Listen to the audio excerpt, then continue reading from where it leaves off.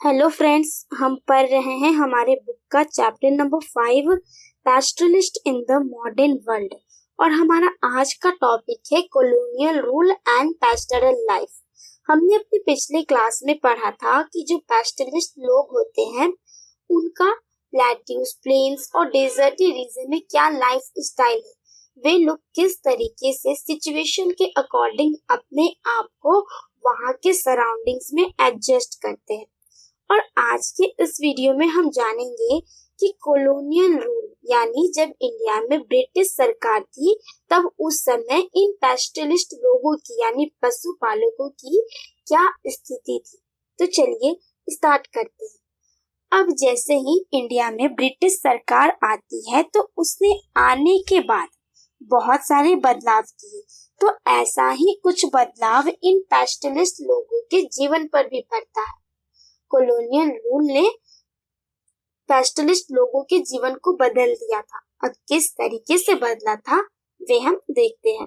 देखिए, जो ब्रिटिश सरकार थी उसने आने के बाद क्या किया कि जो ग्रेजिंग ग्राउंड्स थे उसमें कमी लाई, रेवेन्यू में इंक्रीमेंट देखने को मिलती है। इनके मूवमेंट्स, जो नोमैडिक पैस्टरलिस्ट होते हैं वे लोग एक जगह से दूसरे जगह मूव करते हैं, तो इनके मूवमेंट्स पर भी रेगुलेशन लगाए गए थे। एग्रीकल्चरल स्टॉक्स में कमी देखने को मिली थी। यहाँ तक कि ट्रेड्स और क्राफ्ट्स पर भी इनका प्रभाव पड़ा था। तो हम एक एक करके देखते जाएंगे कि ब्रिटिश सरकार ने किस तरीके से इन सभी को प्रभावित किया था। तो चलिए सबसे पहले देखते हैं कि ग्रेजिंग ग्राउंड्स पर किस तरीके से इस कॉलोनियल रूल का प्रभाव पड़ता है। देखिए, जो ब्रिटिश सरकार थी उनको क्या लगता था कि ये जो ग्रेजिंग ग्राउंड्स है, जो जमीन ऐसे ही छोड़े हुए हैं जिसका हम कुछ यूज नहीं करते, वे वेस्ट लैंड है, एक तरीके से वेस्ट हो रहा है। इनसे हमें कोई सोर्सेज ऑफ इनकम, कुछ इनकम ही नहीं आ पा रही है। ना ये जमीन हमें कुछ प्रोड्यूस करके देती है, ना हमें इससे कुछ इनकम हो पाती है। तो ये जो जमीन है ये क्या है? वेस्ट लैंड है। इसीलिए कॉलोनियल रूल जब उस समय थी तो उन्होंने क्या किया, ब्रिटिश सरकार ने क्या किया कि जितने भी अनकल्टिवेटेड लैंड्स थे, यानी हम कह सकते हैं वैसे जमीन जो ग्रेजिंग के लिए यूज किए जाते थे, ये पैस्टरलिस्ट लोग, पशुपालक जो अपने जानवरों को चराने के लिए यूज करते थे, उस जमीन को क्या किया कि उसे कल्टीवेशन लैंड में कन्वर्ट कर दिया। उन्होंने कहा, ब्रिटिश सरकार ने कहा कि जो भी जमीन वेस्ट पड़े हैं, जिस पर कोई खेती बाड़ी नहीं करता, उसे क्या किया जाए, अब उस पर भी खेती बाड़ी किया जाए, उसे भी हम कल्टीवेशन के अंदर ले लेते हैं। अब ऐसा गवर्नमेंट ने क्यों किया था, ब्रिटिश सरकार ने ऐसा क्यों किया था? तो देखिए, जैसा कि मैंने पहले ही बताया, ब्रिटिश सरकार को क्या लगती थी कि ये सारे जमीन जो अनकल्टिवेटेड है, जिस पर खेती बाड़ी नहीं की जाती, वो जमीन वेस्ट हो रहा है, ना हमें कुछ प्रोड्यूस करके देती है, ना हमें इससे इनकम होती है। तो इसीलिए उन्होंने क्या किया कि इनको कल्टीवेशन के अंदर ला दिया। उस पर भी कहा कि अब लोग जो है इस पर भी खेती बाड़ी करेंगे। अब ऐसा क्यों किया गया था? तो देखिए, पहला कि ब्रिटिश गवर्नमेंट जो थी उनका सोर्स ऑफ इनकम क्या था? Land revenue. वो भी क्या करते थे कि जमीन से जो कुछ भी उपज होती थी तो लोगों को, आम जनता को, ब्रिटिश सरकार को कर देना पड़ता था, टैक्स देना पड़ता था। तो जितनी ज्यादा प्रोडक्शन होगी गवर्नमेंट को उतना ही ज्यादा टैक्स के रूप में इनकम मिलेगी, तो गवर्नमेंट की रेवेन्यू बढ़ेगी। तो इसीलिए गवर्नमेंट ने क्या किया कि सारे अनकल्टिवेटेड लैंड्स को कल्टिवेटेड लैंड्स में कन्वर्ट करना स्टार्ट कर दिया। गवर्नमेंट ने साथ में यह भी सोचा कि ये सारे जो अनकल्टिवेटेड लैंड्स है, अब इस पर कल्टीवेशन की जाएगी, खेती बाड़ी की जाएगी, तो जिसके कारण क्या होगा कि पहला तो हमें इनकम मिलेगी, टैक्स गवर्नमेंट का क्या होगा कि टैक्स मिलेगा, तो उनकी रेवेन्यू बढ़ेगी। साथ ही साथ ऐसे गुड्स का प्रोडक्शन किया जाएगा जो इंग्लैंड में भी यूज किए जा सकते हैं। जैसे क्या था उस समय इंडस्ट्रियल रिवॉल्यूशन जब चल रही थी, तो क्या करते थे अंग्रेज लोग, यहाँ से रॉ मटेरियल्स लेके जाते थे, जैसे कॉटन, जूट वगैरह हो गए। इन सभी को क्या करते थे कि रॉ मटेरियल के रूप में लेकर जाते थे अपने देश, और वहां से मशीन द्वारा फिनिश्ड प्रोडक्ट बनाकर लाकर वापस इंडिया में ही हायर प्राइसेस पर बेचा करते थे। तो इन्होंने सोचा कि हमारा इनकम भी बढ़ जाएगा, प्रोडक्शन होगा, तो जो प्रोडक्शन है तो हम रॉ मटेरियल हमारे इंग्लैंड में काम आ सकती है। तो इस तरीके से जो कॉलोनियल गवर्नमेंट थी, ब्रिटिश सरकार ने ग्रेजिंग ग्राउंड्स को प्रभावित किया था, कल्टीवेशन लैंड में कन्वर्ट कर दिया, जिसकी वजह से क्या हुई कि कल्टीवेशन लैंड तो बढ़ गई, एग्रीकल्चर प्रोड्यूस भी बढ़ा, मगर दूसरी ओर क्या हुआ कि जो ग्रेजिंग ग्राउंड्स थे, जहां पर ये चरवाहे अपने जानवर को चराते थे, उस ग्रेजिंग ग्राउंड्स में कमी आने लगी। वेस्ट लैंड रूल को लागू किया गया था, गवर्नमेंट ने लागू किया, जिसके तहत क्या किया गया था कि जो भी वेस्ट लैंड थे, जितने भी खाली पड़े जमीन थे जहां जानवरों को चराया जाता था, तो उसको क्या किया कि अब लोगों को देना स्टार्ट कर दिया। अब उसी में से किसी एक लोग को चुनकर हेड बना दिया जाता था, और वे लोग को कहा जाता था कि आप इस पर खेती बाड़ी करो, कल्टीवेशन करो। अब दूसरा क्या किया ब्रिटिश सरकार ने कि उन्होंने फॉरेस्ट एक्ट को इंट्रोड्यूस करा। यदि आपको याद हो तो मैंने पिछले क्लास में भी पढ़ाया था, चैप्टर नंबर 4 में जब हम लोग पढ़ रहे थे, तो हमने देखा था कि गवर्नमेंट ने फॉरेस्ट एक्ट को लाया था। तो अब गवर्नमेंट क्या की, फॉरेस्ट एक्ट को इंट्रोड्यूस कर दी, जिसके तहत क्या किया गया था कि फॉरेस्ट का रिजर्वेशन किया गया था। वैसे फॉरेस्ट जहां से हमें अच्छे टिम्बर मिल सकते हैं, जैसे डिओडर और साल के लकड़ियां होती हैं, तो वैसे जो अच्छे टिम्बर्स प्रोवाइड किए जाएं, वैसे फॉरेस्ट को क्या कर दिया गया था, रिजर्व कर दिया गया था कि इन फॉरेस्ट में अब जो आम जनता है या फिर पेस्टलिस्ट लोग जो है, वे लोग नहीं जा सकते। यहाँ पर केवल और केवल सरकार यानी ब्रिटिश सरकार का हक होगा इस रिजर्व्ड फॉरेस्ट पर। दूसरी ओर क्या किया गया था कि एक फॉरेस्ट की कैटेगरी बना दी गई थी कि ये रिजर्व फॉरेस्ट रहेगा, अनरिजर्व्ड रहेगा, ये प्रोटेक्टेड फॉरेस्ट रहेगी। तो जो प्रोटेक्टेड फॉरेस्ट थी उसको खोल दिया गया, कि बोला गया कि आम जनता या फिर जो पेस्टलिस्ट लोग हैं, वे केवल और केवल इस प्रोटेक्टेड फॉरेस्ट में ही जा सकते हैं, और अपना जो भी चीजें उन्हें चाहिए वे लोग इस प्रोटेक्टेड फॉरेस्ट से ही ले सकते हैं। अब देखिए क्या हुआ कि गवर्नमेंट ने क्या किया कि जैसे ही फॉरेस्ट एक्ट को लाई, इंट्रोड्यूस की, तो पहले क्या किया गया कि फॉरेस्ट का क्लासिफिकेशन कर दिया कि ये गुड क्वालिटी के फॉरेस्ट है। फिर उसके बेसिस पर रिजर्वेशन कर दिया गया कि यहाँ पर केवल और केवल इस फॉरेस्ट पर केवल ब्रिटिश सरकार का अधिकार रहेगा, और इसके दूसरे फॉरेस्ट पर केवल और केवल आम जनता लोग जो है वे लोग सभी को जा सकती है। जिसके तहत क्या किया गया कि मूवमेंट पर रेस्ट्रिक्शंस लगा दी गई। अब कोई आम जनता रिजर्व्ड फॉरेस्ट में नहीं जा सकती है। यदि उन्हें किसी भी फॉरेस्ट में जाना है तो उन्हें परमिशन की जरूरत पड़ेगी। अब उन्हें लोगों को गवर्नमेंट से परमिशन लेना पड़ेगा, तभी वे लोग जाकर किसी भी फॉरेस्ट में एंट्री कर सकते हैं। और यहाँ तक कि देखिए फॉरेस्ट में कब आपको एंट्री करना है, कब आपको निकलना है, यानी सारे चीज का टाइम मैनेजमेंट भी कर दिया गया था। टाइम फिक्स कर दिया कि इतने से ज्यादा देर आप उस जंगल में नहीं बिता सकते हो। आपको कब से कब, जैसा होता है ना कि हम स्कूल आते हैं तो इतने टाइम पर हम स्कूल आ जाना है और इतने टाइम पर हमारा डिस्पर्सल टाइम होगा। तो वैसे ही यहाँ पर भी गवर्नमेंट ने फॉरेस्ट पर भी लागू कर दिया। अब जब फॉरेस्ट एक्ट नहीं लाई, गवर्नमेंट ने इंट्रोड्यूस नहीं करा था, तो उसके पहले की क्या कंडीशन थी, लोगों को जब मन किया जिस फॉरेस्ट में चले जाते थे, जंगल में जब चले जाते थे और अपने हिसाब से अपनी जरूरत की चीज ले आते थे। अब जैसे ही फॉरेस्ट एक्ट आई तो उसने कुछ प्रतिबंध लगा दिए। अब किन्हीं फॉरेस्ट में तो जाने से मना था, अब किस फॉरेस्ट में जाना है तो उसमें भी आपको परमिशन चाहिए, पहला। फिर दूसरा, आप एक टाइम पीरियड है इसमें कि इतने बीच ही आपको जाना है, फिर आ जाना है, कितनी देर तक आपको स्टे करना है, आप जंगल में कितनी देर तक रह सकते हो, उन सभी के लिए टाइम फिक्स किया गया कि इतने से ज्यादा टाइम आप जंगल में नहीं बिता सकते। और यदि आपने इन सारे रूल्स को फॉलो नहीं किया तो क्या किया जाता था, पनिशमेंट दी जाती थी, फाइन चार्ज किए जाते थे।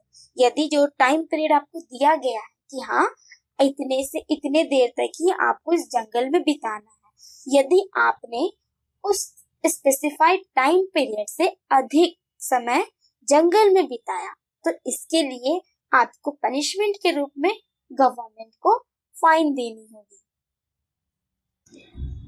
अब सवाल यहाँ यह उठता है कि गवर्नमेंट ने फॉरेस्ट एक्ट को क्यों इंट्रोड्यूस किया था। गवर्नमेंट को क्या लगता था कि ये जो जानवर जो चढ़ते हैं, ग्रेज करते हैं इन सारी जमीन पर, तो वे लोग क्या करेंगे कि वे लोग जो छोटे छोटे पौधे होते हैं, सैपलिंग्स जिसे कहा जाता है, जो छोटे छोटे पौधे होते हैं उसे डिस्ट्रॉय कर देंगे, जो कि ऐसे छोटे पौधे जो आगे चलकर जर्मिनेट कर कर एक पेड़ का रूप बन सकते हैं, तो उनको ये लोग डिस्ट्रॉय कर देंगे। तो इसीलिए गवर्नमेंट ने फॉरेस्ट एक्ट को इंट्रोड्यूस किया और इसी वजह से फॉरेस्ट एक्ट ने क्या किया कि जो पैस्टलिस्ट लोग हैं इनके मूवमेंट्स को रेगुलेट किया। दूसरी ओर क्या था कि जो ब्रिटिश सरकार थी उन्हें इन नोमैडिक्स पीपल यानी इन घुमक्कर लोगों पर कोई भरोसा नहीं था, विश्वास नहीं करते थे वे लोग। तो ब्रिटिश गवर्नमेंट के नजर में, सरकार के नजर में ये नोमैड्स जो होते हैं, घुमक्कर लोग जो थे, वे लोग क्रिमिनल होते थे। अब वे लोग क्रिमिनल होते थे, क्रिमिनल क्यों होते थे? गवर्नमेंट को ऐसा क्यों लगता था कि जो नोमैड्स हैं ये लोग क्रिमिनल्स हैं, अपराधी हैं। तो देखिए पहला क्या है कि जो नोमैड्स जो पीपल होते हैं, घुमक्कर लोग होते हैं, उनका कोई परमानेंट रेसिडेंस नहीं होता। वे एक जगह से दूसरे जगह क्या करते हैं, मूवमेंट करते रहते हैं, ट्रैवल करते रहते हैं, आज यहाँ तो कल को कहीं और दूसरा क्या है कि गवर्नमेंट जो है वो एक सेटल्ड पॉपुलेशन पर राज करना चाहती थी।